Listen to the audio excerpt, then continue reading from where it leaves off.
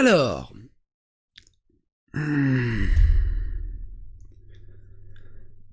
On va essayer de recontextualiser le contexte. On va commencer par ça. Souvenez-vous, on n'avait pas fait de vidéo à ce sujet. Pour ceux qui suivent le lore spin-off ou stream et ce genre de choses, par manque de temps, on n'avait pas fait de vidéo à ce sujet, d'un professeur aux États-Unis qui expliquait qu'il fallait arrêter de stigmatiser les Odohil, mais de les appeler des personnes attirées par des mineurs, simplement. Faut arrêter de les stigmatiser, faut arrêter de les criminaliser. C'est pas de leur faute, c'est une orientation sexuelle comme les autres. C'était un peu compliqué à faire une vidéo sur ce sujet, et j'en avais pas fait, puis après le temps est passé et j'ai oublié. Et là, l'occasion se présente. C'est-à-dire que, à chaque fois c'est pareil, on nous dit « Ouais, mais ça c'est qu'aux États-Unis, c'est des allumés à gauche à droite, ça existe pas. » Et bah, ça arrive toujours en France au bout d'un moment. Et on a une discussion très très bien entre Moufette, celle qui avait fait une BD sur moi, tous les liens sont dans la description, on en avait parlé, Seth Krohn, un streamer qui m'avait insulté grassement, je sais même plus si on avait fait une vidéo, on avait fait un petit détour lors d'une vidéo à ce sujet. Bref, pour ceux qui ne le connaissent pas, ils sont dans le même groupe que Cassandre, que Dany et Raz, que Pantoufle, que Wissam. Ils sont tout le temps ensemble en stream et dans le chat. Et ça m'insulte et ça insulte toute la terre entière. Parce qu'on est trop con, on n'a pas de valeur, on comprend rien à la vie et tout le bazar. Moi je veux bien être con. Mais j'aimerais bien qu'avec leur grande intelligence, ils m'expliquent un peu plus en détail comment ils peuvent défendre la déstigmatisation de la pédophilie. Et que faut arrêter de les criminaliser. Et que c'est un peu comme les gauchers. Tu vois, à une époque, les gauchers, ils étaient interdits. Puis maintenant, il y a des gauchers partout et tout va bien. Vous pensez que j'exagère ? Vous n'êtes pas prêts.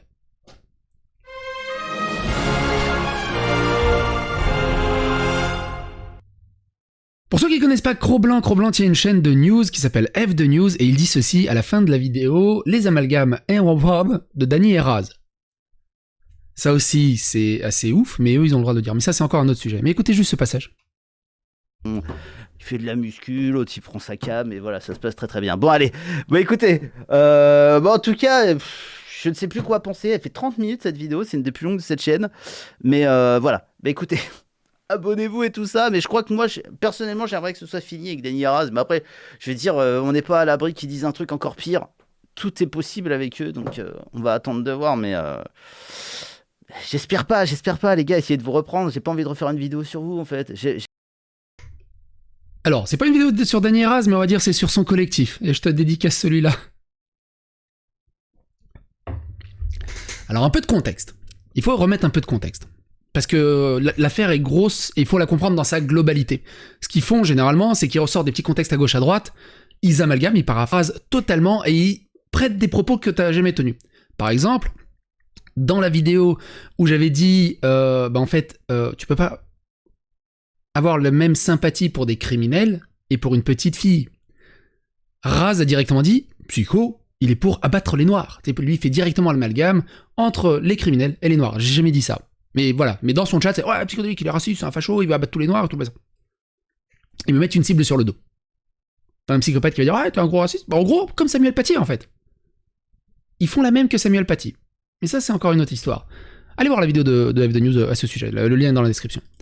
On avait parlé de cette histoire dans la dessinatrice Laurel harcelée pour avoir rendu hommage à la petite Lola. Faut prendre en compte aussi Pantoufle. Pantoufle, il a une stratégie pour me détruire à base de fausses informations, de faire des faux comptes et de faire des calomnies et de faire des fausses victimes et qui disent « Ah, il m'a violé, il m'a fait des trucs ».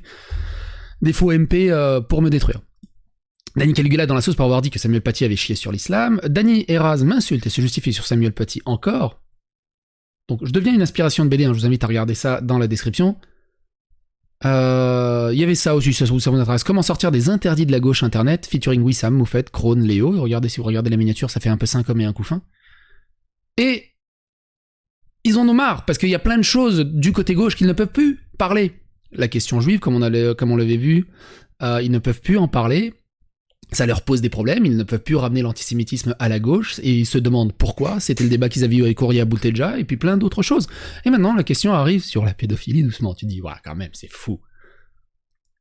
Et tu dis, cette gauche de Twitter, cette gauche de ce groupe, de ce sacré belle valeur, passe son temps à insulter, à harceler, à toxifier, à militariser leur communauté. Genre, t'attendais autrement que t'en attendais autrement de ce sac à merde. Rappelle qu'il est porte avec des néo-nazis. Pantoufle, il dit ça.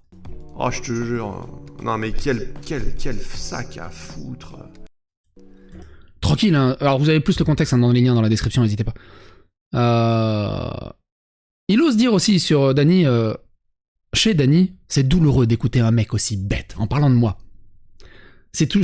Alors, t'as envie de répondre. Qui est le plus bête quelque part, vite fait?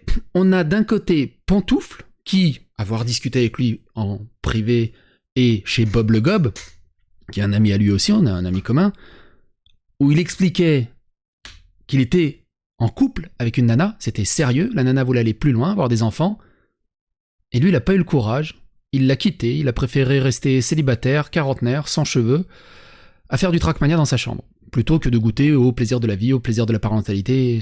Alors c'est sûr que c'est plus facile d'avoir une platine sur Trackmania que d'élever un gamin, mais est-ce qu'il est le mieux placé quelque part pour donner son avis sur la société, sur comment penser, sur qu'est-ce qu'une famille, sur comment élever des gamins, sur tout, sur l'intelligence même? Admettons. Par contre, ce qu'ils font très souvent, une trans me dit courage psycho de la part d'un femboy qui, d'après le saint des saints MJ, n'existe pas. Souvenez-vous, MJ a dit t'es une mauvaise trans, t'as pas le droit de penser. Si tu penses comme ça, t'es une mauvaise trans. Un peu comme Joe Biden, vous êtes un mauvais noir si vous avez voté ça. Et pourtant, je lui dis, tu attaques ta propre race, mon frère. Parce que tu sais, les trans, maintenant, c'est une race. Parce que je refuse de m'associer à quiconque d'autre que moi-même, les LGBT ne me représentent pas et ne parlent pas de moi. Bah oui, parce que tu vois, les trans, c'est tous des guettes, ils pensent tous pareil, sinon c'est pas possible.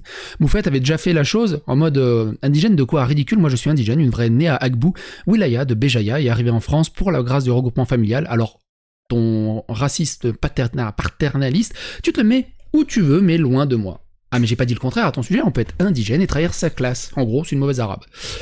Et ce qui est rigolo avec tout ça, alors c'est un peu long, hein, mais c'est vraiment pour remettre un peu l'église au centre de la mosquée. C'est quand même fou que tous ces gens-là sont, je crois, quelques exceptions, il n'y a même pas d'exception, sont tous blancs français de souche, et ils s'en prennent tous aux trans, aux arabes, aux serbes. Stéphane Edouard, il est quoi? Il est réunionnais. Valek, tout... Bref, que des étrangers en fait, que des gens qui ont des racines étrangères. Et ils parlent à notre place sur comment on devrait penser. Et ça, c'est encore autre chose. Peut-être que je suis trop con là-dessus aussi. Mais écoutez ce passage. Faut-il plus d'espace d'expression pour les pédos? On va le regarder intégralement, parce qu'après, on va dire « je sors du contexte ». Attention. 5 minutes, hein, c'est pas si long que ça. C'était interdit d'être gaucher pendant très longtemps. Ah ouais? Et que lorsque l'interdiction... Alors, c'était jamais interdit d'être gaucher, c'était très mal vu, mais légalement, ça n'a jamais été interdit d'être gaucher. Moi, je suis gaucher. Les profs nous forçaient à écrire au stylo à plume parce qu'on écrit du coup avec la droite, et au stylo à plume, si tu écris avec un stylo à plume, bah, j'en avais partout, là, sous les bras. J'ai un vieux souvenir de ma grand-mère en primaire qui s'engueulait avec la maîtresse en disant « mais s'il a envie d'écrire avec la gauche, il écrit avec la gauche, vous n'avez rien à dire là-dessus ». Mais ça n'a jamais été interdit. Ils ont essayé de forcer les gauchers à devenir droitiers, mais ça n'a jamais été interdit. Mais bref, ils sont pas à cette approximation près. L'interdiction d'être gaucher a été levée, en fait. Et ben, c'est bizarre, dans les cours... Et il n'y a pas eu d'interdiction d'être gaucher qui a été levée. De personnes gauchers, enfin gauchères du coup, il y a eu une augmentation des personnes qui écrivent de la main gauche. Ce qui est ridicule. Une épidémie, quoi. Genre une épidémie de gauchers. C'est très bizarre. Et en fait, ouais. Parce qu'il y avait beaucoup de personnes en fait qui étaient gauchers et qui se forçaient à écrire de la main droite en fait pour pas être comptabilisés dans ce truc de gaucher parce que c'était interdit. Et que dès Non, mais c'est qu'il le y a meilleur eu argument, ça. l'interdiction qui a été levée, et ben dans les chiffres, il y a eu de plus en plus de personnes qui sont devenues gauchères, qui sont devenues gauchères. Ah oui, on devient gaucher. On devient droitier. Alors, il y en a qui sont ambidextres, on est d'accord ? Mais droitier-gaucher, c'est de naissance, en fait, ça se contrôle pas. Mais bon, deviennent gauchers. Alors que c'est juste des personnes qui ont arrêté de se forcer à être droitier. Ouais. Et pour les C'est le personnes meilleur trans, c'est argument. pareil. Il n'y a pas plus de personnes trans. C'est juste qu'avant, c'était littéralement genre... Enfin, jusque 2016, on devait être stérilisé, tu vois. Mm. Donc évidemment, si tu retires ça, bah oui. De toute façon, ça s'appliquera à plein de choses. Peut-être que le jour où on arrivera à avoir d'autres manières de gérer les pédophiles, il y aura une explosion de pédophiles, non ? Oula. Mais non, mais c'est... Non, mais après, je fais pas un comparatif, mais il y a aussi ce Non, problème. mais oui, non, Alors, c'est pas un comparatif, mais elle le compare quand même. Hein. C'était rigolo aussi, rien à voir, mais alors, parmi mes anciens haters, qui ont disparu d'ailleurs, je sais pas s'ils sont encore là, me reprochaient plein de problèmes de morale et ils sont tombés pour contenu pédopornographique.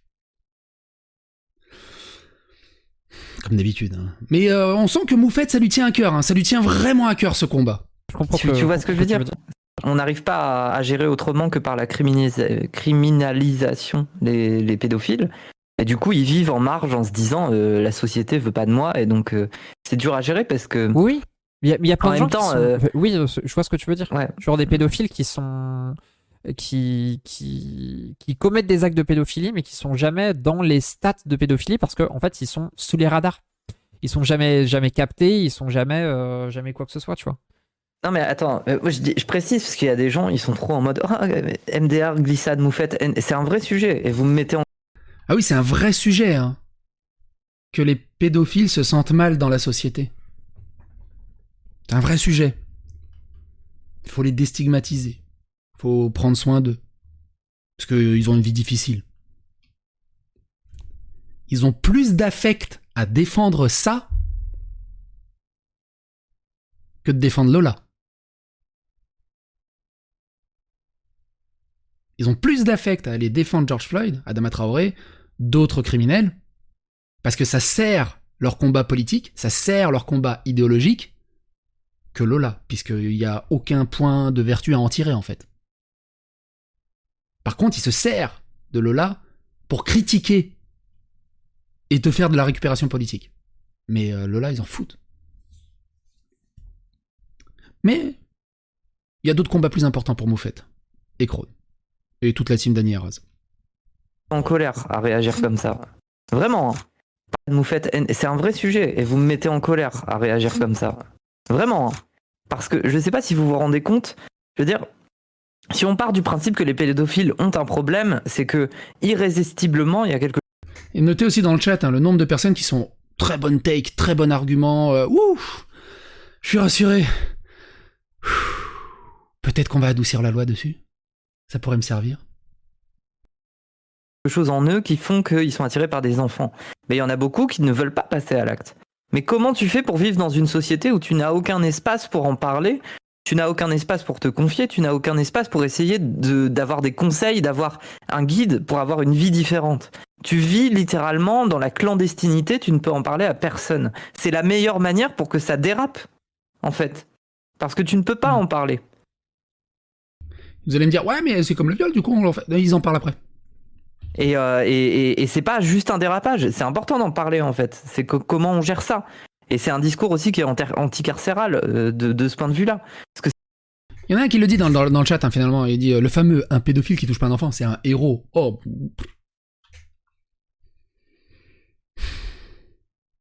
c'est trop facile, en fait. Si ces gens-là vivent avec l'idée qu'ils sont persona non grata dans tout ce qu'il y a d'existant dans l'humanité, qu'ils ne peuvent pas parler de ça, ils ne traitent jamais la chose, en fait. C'est la même question à différentes échelles que pour la légalisation et l'accompagnement des personnes droguées. Aussi, ouais. Que tu es un problème pour la société, tu es considéré comme un problème pour la société, et comment est-ce qu'on fait pour résoudre ce problème-là, genre l'accompagnement en fait que tu vas mettre en place pour occuper cette dépendance, tu vois. Ouais. Ou les faire sortir de ça. Et même pour les... Mais je dis ça, Bam qui parle de Despentes. Mais oui, Despentes, elle parle de ça, mais elle parle de ça aussi. Elle parle des pédophiles parce que c'est le même problème, mais elle parle des hommes. En fait, à la base, elle parle des violeurs. Elle parle du fait que, je veux dire, à partir du moment où t'as fait ça dans ta vie et que personne ne le sait, mais bordel, quand est-ce que tu règles le problème? Quand est-ce que tu vas dans des espaces où t'es capable de traiter ce truc-là? Je veux dire, Bah, ça existe déjà. Des HP, des prisons. Il y a déjà des espaces pour régler ça. aucun homme n'a envie de parler, de s'ouvrir à la société pour peut-être en parler, et voire résoudre le problème en parlant, en pouvant sensibiliser sur le fait qu'ils regrettent et tout ça. Non, ils ne peuvent pas le faire. Parce que tout ce qu'on leur promet... Ah, je regrette. Ah, je regrette, monsieur le juge. Ah, il a dit voilà, c'est bon. Ok, sorte. Sors de là. Puis 2 mois après, ça recommence. C'est la bref.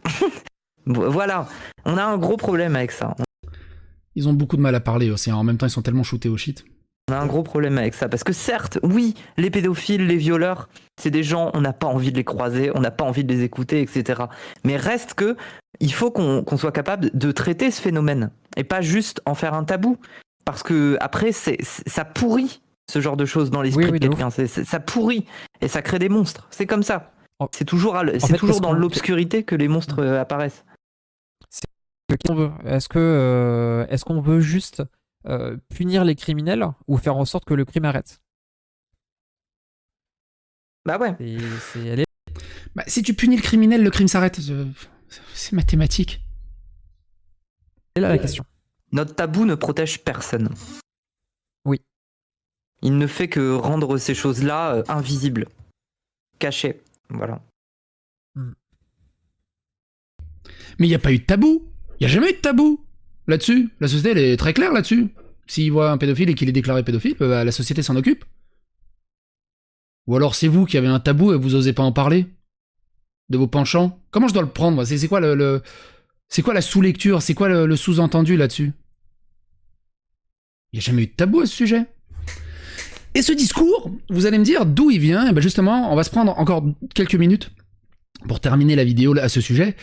On avait fait une vidéo qui s'appelle « Des profs français endoctrinent des enfants sur la question LGBT et sans en parler aux parents », c'est encore une autre histoire, mais c'est surtout cette histoire-là, c'était ce prof-là qui avait tenu ce discours, et du coup qui est tenu maintenant par Moufette dans le cadre de cette capsule.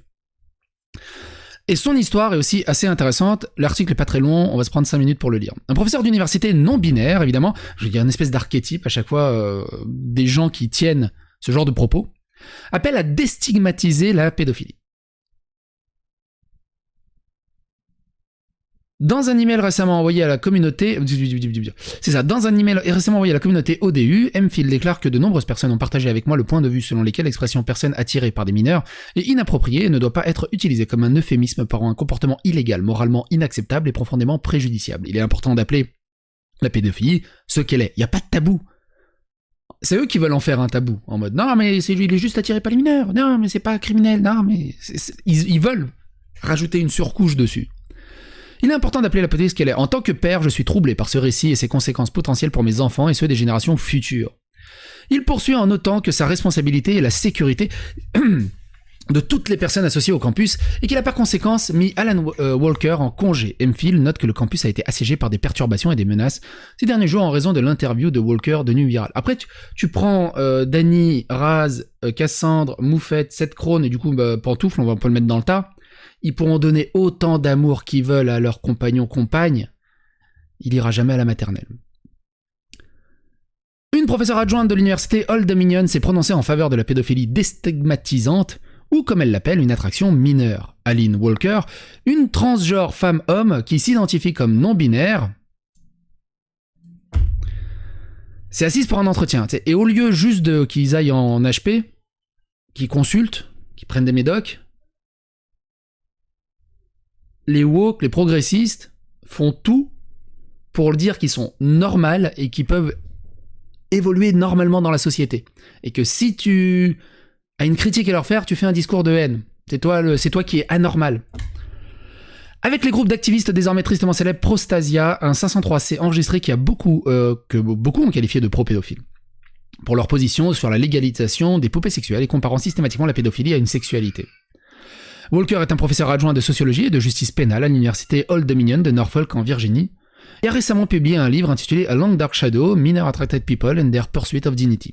C'est-à-dire, en gros, ils sont à la poursuite de leur dignité. Les gens qui sont attirés par les mineurs sont à la poursuite de leur dignité et la route est longue. Dans l'interview, Walker déclare qu'il utilise le terme de personne mineure d'attirance pour des personnes mineures en raison de la considération pour les sentiments des pédophiles, notant « Je pense qu'il est important d'utiliser la terminologie pour les groupes que les membres de ce groupe veulent que les autres utilisent pour eux. » Elle poursuit en déclarant que des groupes qui défendent le MAP, donc le Minor Attracted People, comme le Before You Act, ont plaidé pour l'utilisation du terme, et ils l'ont plaidé principalement parce qu'il est moins stigmatisant que d'autres termes comme pédophile. 4W a déjà couvert le groupe Before You Act qui a été fondé par le violeur de plusieurs enfants, Michael Melsheimer, dans le but explicite de normaliser la pédophilie et de détourner l'attention des efforts de prévention. Selon les propres mots de Melsheimer, il voulait s'assurer que le Before You Act n'était jamais associé à la prévention de la délinquance. Melsheimer est décédé en 2010, mais est considéré à ce jour comme un membre respecté de la communauté des amoureux des garçons. Alors que Walker note initialement dans l'interview qu'il ne cherche pas à répondre à la question de savoir si la pédophilie est une orientation sexuelle ou non, ses commentaires ultérieurs suggèrent qu'elle a la place sur un spectre similaire. D'une part, ce n'est pas parce que quelqu'un a de l'attirance pour les enfants qu'il ne ressentira jamais d'attirance pour les adultes, ni même que son attirance pour les enfants persistera toute sa vie. On va pas faire le parallèle avec l'affaire Pirorca, allez dans la playlist dédiée à Pirorca, parce qu'on pourrait redéployer sur 45 minutes à ce sujet. Elle dit poursuivant immédiatement en disant « La sexualité pour être fluide, il existe de nombreux MAP qui ont une gamme d'attractions pour les enfants et les adultes. » À un autre moment de l'interview, Walker déclare qu'il s'identifie, en quelque sorte, aux pédophiles parce qu'il s'identifie comme queer. Donc les queers sont pédos, ou une partie des queers, j'en sais rien. Bien que je ne sois pas MAP, je suis moi-même queer. Donc il intègre les MAP dans la communauté LGBT. Ils font partie de la communauté LGBT.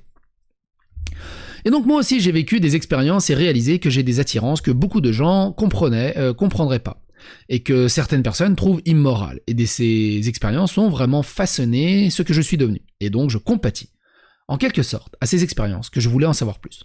Prostasia a été critiqué à plusieurs reprises dans le passé pour ses campagnes visant à lutter contre les lois des protections des enfants, ainsi que pour avoir incité les délinquants sexuels enregistrés à se rassembler contre les registres des délinquants sexuels. Plus récemment, l'organisation est revenue sous les projecteurs après que l'écrivain de la Nouvelle République Noah Berlatsky a été engagé pour être le responsable de communication. Berlatsky avait auparavant haussé les sourcils après avoir écrit un article intitulé « La plus grande menace pour les travailleurs du sexe, la police », dans lequel il déplorait les traitements réservés aux enfants engagés dans des rapports sexuels de survie par des policiers. En 2017, Berlatsky a tweeté « Les pédophiles sont essentiellement un groupe stigmatisé ». Dans l'interview de Prostasia, Walker dit ce qu'elle pense de la stigmatisation des pédophiles et que c'est un énorme problème qui rendrait plus difficile la prévention ou l'identification des abus sexuels sur les enfants. Et ce discours arrive en France, est soutenu par Moufette, par Krone, par des milliers de streamers, par des milliers de viewers sur Twitch. Et pour moi, d'avoir ce genre de discours sur Twitch, c'est 1000 fois plus problématique que les nanas en bikini qui sont dans les piscines. Quand Dany Arras m'insulte de fils de pute, de sale chien et tout, et les centaines d'insultes qu'il y a dans son chat, Twitch, aucun problème pour eux. Ok. Et c'est moi qui suis un problème. C'est moi qui suis extrêmement dangereux pour la société, qui suis trop con. Et au final, j'ai envie de me dire, je crois que je suis juste trop normal. Je suis vintage. Quoi qu'il en soit, n'hésitez pas à donner votre avis, votre opinion dans les commentaires, n'hésitez pas à phagocyter l'algorithme YouTube, à partager partout autour de vous, c'est très important pour diffuser ce genre d'informations, de faits divers. Et à bientôt pour d'autres aventures.